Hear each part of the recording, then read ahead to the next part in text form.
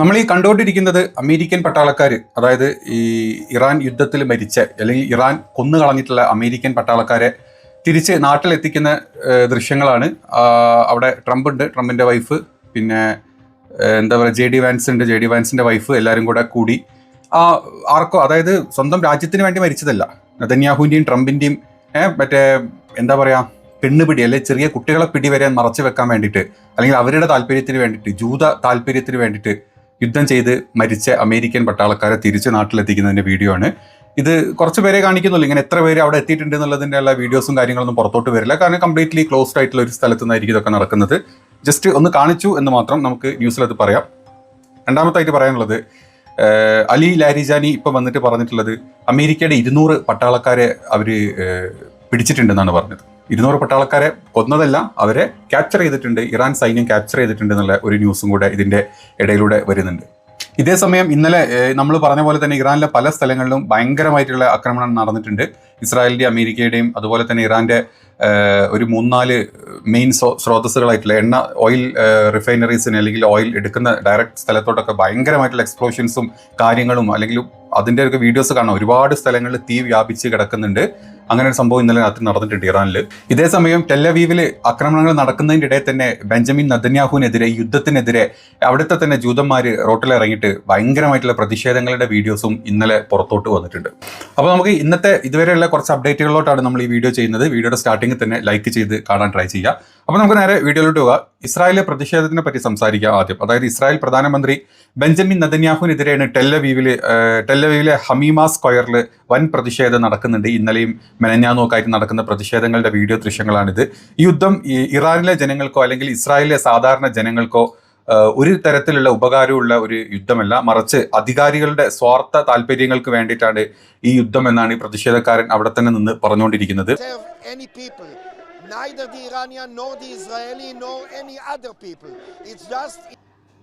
ഇനി അത് മാത്രമല്ല, ട്രംപ് ഭരണകൂടത്തിന്റെ സാമ്രാജ്യത്വ മോഹങ്ങൾക്കും നെതന്യാഹുവിന്റെ വ്യക്തിപരമായിട്ടുള്ള രാഷ്ട്രീയ താല്പര്യങ്ങൾക്കുമാണ് ഈ യുദ്ധം നടക്കുന്നത് എന്നാണ് അവിടെ തന്നെയുള്ള കെൻസെറ്റ് അംഗമായിട്ടുള്ള ഒരാള്, കാസിഫ് ഒഫർ എന്ന് പറഞ്ഞിട്ടുള്ള ആള് സംസാരിക്കുന്നത്. അതിന്റെ ട്രാൻസ്ലേഷനാണ് ഞാൻ ജസ്റ്റ് പറഞ്ഞിട്ടുള്ളത്.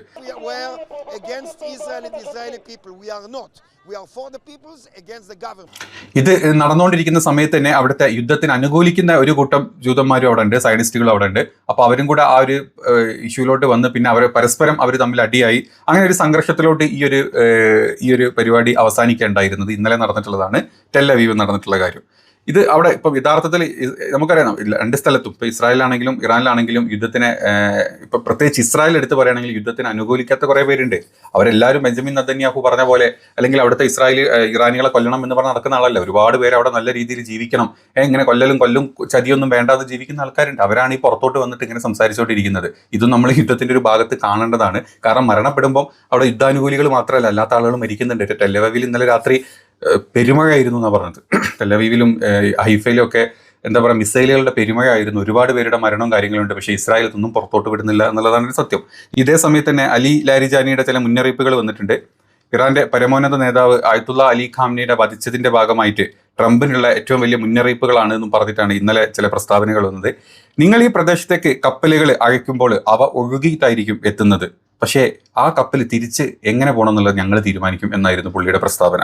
അതായത് ഈ പേർഷ്യൻ കടലിടുക്കിന്റെ അടിയിലേക്ക് ലംബമായിട്ട് വരെ ഈ കപ്പലുകൾ മുങ്ങിപ്പോവാം. അതായത് കപ്പലുകൾ പിളർന്ന്, ഒഴുകി വന്ന കപ്പലുകൾ പിളർന്ന് ഈ പേർഷ്യൻ കടലിന് അടിയിലോട്ട് മുക്കാനും ഞങ്ങളെ കൊണ്ട് പറ്റും എന്നാണ് അലി ലാരിജാനിയുടെ ഭീഷണി. അത് മാത്രമല്ല, ഇറാന്റെ മിസൈൽ ശേഖരം സുരക്ഷിതമായിട്ട് ഇപ്പോഴും ഉണ്ട്, അല്ലെങ്കിൽ ഇറാന്റെ മിസൈൽ സിറ്റിക്ക് എന്തൊരു പ്രശ്നങ്ങളും സംഭവിച്ചിട്ടില്ല. നിങ്ങൾ പറഞ്ഞ പോലെ, അല്ലെങ്കിൽ നിങ്ങൾ തീർത്തു എന്ന് പറയുന്നത് നിങ്ങളുടെ വെറും പറച്ചിൽ മാത്രമാണ്. ഇപ്പം ഞങ്ങൾ അവിടെ നിന്നാണ് ഈ പറഞ്ഞ പ്രയോഗങ്ങളൊക്കെ ചെയ്തുകൊണ്ടിരിക്കുന്നതെന്നാണ് അലി ലാരിജാനി ഒരു കാര്യം പറഞ്ഞിട്ടുള്ളത്. അത് മാത്രമല്ല, കഴിഞ്ഞ 24 മണിക്കൂറിന്റെ ഇടയിൽ ഏകദേശം 220 അമേരിക്കൻ സൈനികർ കൊല്ലപ്പെട്ടു, അതിന്റെ കൂടെ പരിക്കേൽക്കുകയും ചെയ്തിട്ടുണ്ട് എന്നും കൂടെ ഇറാന്റെ സൈന്യം അവകാശപ്പെടുന്നുണ്ട്. അത് മാത്രമല്ല, ബഹ്റൈനിലെ US നേവിയുടെ 5ാം ഫ്ലീറ്റ് ആസ്ഥാനത്തേക്ക് നേരെ ആക്രമണം നടന്നു എന്ന് നമ്മൾ പറഞ്ഞിട്ടില്ല. അതിൽ 21 അമേരിക്കൻ സൈനികർ കൊല്ലപ്പെട്ടതായിട്ടും കൂടെ ഇറാൻ കൂട്ടിച്ചേർക്കുന്നുണ്ട്. ഇനി UAE അൽദഫ്ര ബേസിൽ നടന്ന ആക്രമണത്തിൽ മാത്രം ഏകദേശം 200ഓളം അമേരിക്കൻ സൈനികർ കൊല്ലപ്പെടുകയും അതുപോലെ തന്നെ പരിക്കേൽക്കുകയും ചെയ്തിട്ടുണ്ട് എന്നുള്ളതും കൂടെ ഇറാന്റെ ഒരു അവകാശവാദമാണ്. ഇതൊന്നുമല്ല അലി ലാരിജാനിയുടെ ഇന്നലത്തെ ഏറ്റവും വലിയ അവകാശവാദം എന്ന് പറഞ്ഞത്, അമേരിക്കയുടെ ഏകദേശം ഇരുന്നൂറോളം വരുന്ന പട്ടാളക്കാരെ ഞങ്ങൾ പിടിച്ചു വെച്ചിട്ടുണ്ട്, അല്ലെങ്കിൽ സൈന്യം തടവിലാക്കിയിട്ടുണ്ട് എന്ന് പറയുന്നുണ്ട്. ഇപ്പൊ നമ്മൾ ചിന്തിക്കും, ഇതുവരെ ഒരു കരയുദ്ധം തുടങ്ങിയിട്ടില്ല, പിന്നെ എവിടെ നിന്ന് ഈ പട്ടാളക്കാരെ കിട്ടി എന്നുള്ള ചോദ്യങ്ങളാണ് പലരും പറയുന്നത്. ഇസ്രായേലാണ്, അമേരിക്കയാണ്, അവർ പലതരത്തിലുള്ള ചതിപ്രയോഗങ്ങളും ഇതിലൂടെ ചെയ്യുന്നുണ്ട്. ഈ യുദ്ധം നടക്കുന്നതിൻ്റെ ഇടയിൽ തന്നെ നമ്മൾ ഇന്നലെ ഒരു ന്യൂസ് കണ്ടിരുന്നു, ഇറാന്റെ 2.5 ലക്ഷത്തോളം സൈന്യം ഈ പറഞ്ഞ എല്ലാ ബോർഡറുകളും വിന്യസിച്ചിട്ടുണ്ടെന്ന്.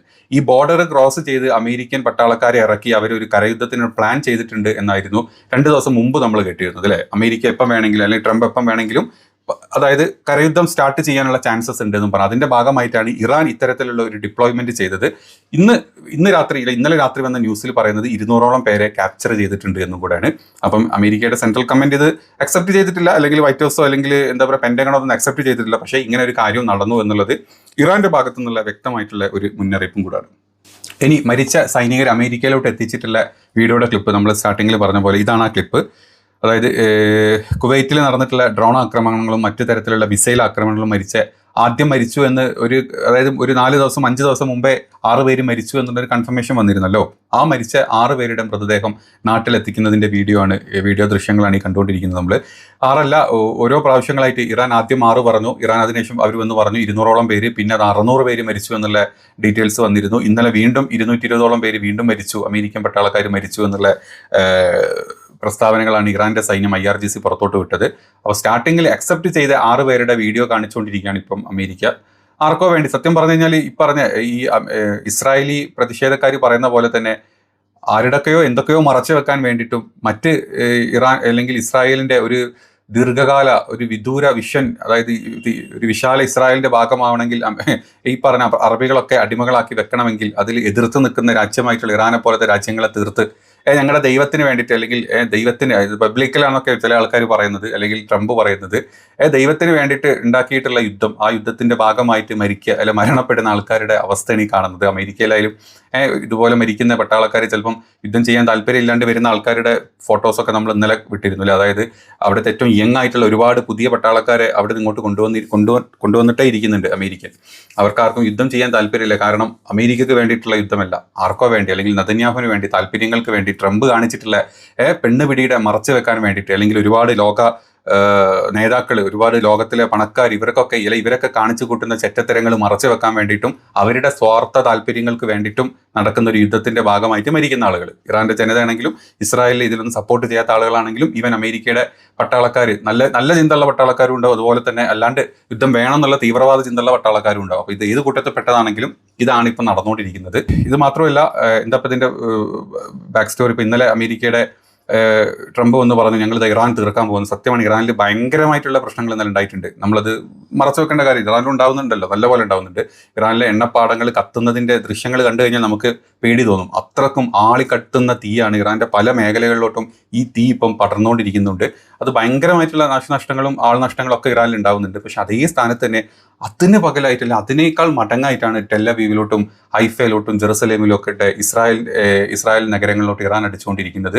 ഒറ്റ സമയത്ത് കൊറംഷേർ പോലത്തെ, ഖൈബർ പോലത്തെ ഒക്കെ ഒരു മിസൈൽ അങ്ങ് പോകുമ്പോൾ അതിൻ്റെ അകത്ത് 1000-1500 കിലോ വരുന്ന സ്ഫോടക വസ്തുക്കൾ നിറച്ചിട്ടാണ് ഇത് അങ്ങോട്ട് പോകുന്നത്. അതവിടെ ഈവൻ ഇന്റർസെപ്റ്റേഴ്സ് വെച്ചിട്ട് ഇതിനെ തകർത്താൽ ഇതിൻ്റെ അകത്തുള്ള സ്ഫോടക വസ്തുക്കൾ അവിടെ കംപ്ലീറ്റ്ലി പതിച്ചുകൊണ്ടിരിക്കുകയാണ്.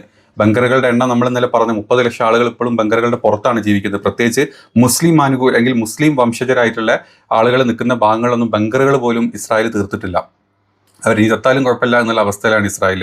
അത്രയ്ക്ക് രൂക്ഷമായിട്ടാണ് ഇസ്രായേലിന്റെ അവസ്ഥ. ബെഞ്ചമിൻ നെതന്യാഹു പുറത്തു വരുന്നില്ല, ഒരാൾക്കും ഇപ്പം ആർക്കും പുറത്ത് വന്ന് ഒന്നും പറയേണ്ട, ഒരു ലൈവിലേറ്റും ആർക്കും വരേണ്ട. കാരണം പുറത്തിറങ്ങാൻ പോലും പെടുക്കാൻ പോലും പറ്റാത്ത അവസ്ഥയിലാണ് ഇസ്രായേലി ജനത ബങ്കറിന്റെ ഉള്ളിൽ ശ്വാസം മുട്ടിപ്പോൾ കഴിയുന്നതും. അപ്പോൾ ഇതൊക്കെയാണ് യുദ്ധത്തിന്റെ ഈ ഭാഗങ്ങളിൽ അല്ലെങ്കിൽ കഴിഞ്ഞ കുറച്ച് ദിവസങ്ങളായിട്ട് നടന്നുകൊണ്ടിരിക്കുന്നത്.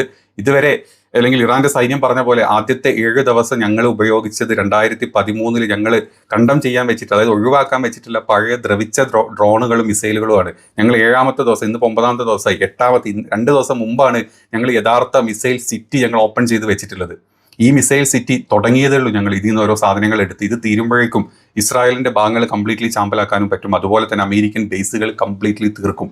ഇന്നലെ നമ്മളൊരു കാര്യം പറയും, ഇന്നലെ എന്താ പറയുക, പെഷഷ്കിയാൻ വന്ന് പറഞ്ഞു, ഇറാൻ പ്രസിഡന്റ് വന്ന് പറഞ്ഞു, ഞങ്ങൾ ഇനി ആക്രമിക്കുന്നില്ല, ഞങ്ങൾ ഇനി, അല്ലെങ്കിൽ അബ്ബാസ് അറാക്ചി വന്ന് സംസാരിച്ച് ഞങ്ങൾ ഇനി UAE അല്ലെങ്കിൽ ഈ പറഞ്ഞ മിഡിൽ ഈസ്റ്റിലോട്ട് ആക്രമിക്കുന്നില്ല, അല്ല മാപ്പല്ല പറഞ്ഞത്, ഇതുവരെ ആക്രമിച്ചത് കഴിഞ്ഞു, ഞങ്ങൾ നിർത്തി എന്ന് പറഞ്ഞെങ്കിൽ അവിടുന്ന് വീണ്ടും അവർ തുടങ്ങി. അതിന്റെ ക്ലാരിഫിക്കേഷനും കൂടെ ഇന്ന് ഇറാന്റെ IRGC വന്ന് പുറത്തോട്ട് പറഞ്ഞിട്ട് ഞങ്ങൾ നിർത്തും എന്ന് പറഞ്ഞത് അവിടുന്ന് ഞങ്ങൾ ആക്രമിക്കാണ്ടിരുന്നാൽ, അല്ലെങ്കിൽ വീണ്ടും അവരവിടെ അതായത് ഓപ്പൺ ചെയ്ത് ഈ പറഞ്ഞ UAE മറ്റ് സ്ഥലങ്ങളിലും ബേസുകൾ ഓപ്പൺ ചെയ്ത് വീണ്ടും ഒരു പ്രോഗ്രാം അല്ലെങ്കിൽ പരിപാടി അവിടെ തുടങ്ങിയെന്ന് കണ്ടു കഴിഞ്ഞാൽ ഞങ്ങൾ വീണ്ടും ആക്രമിക്കും.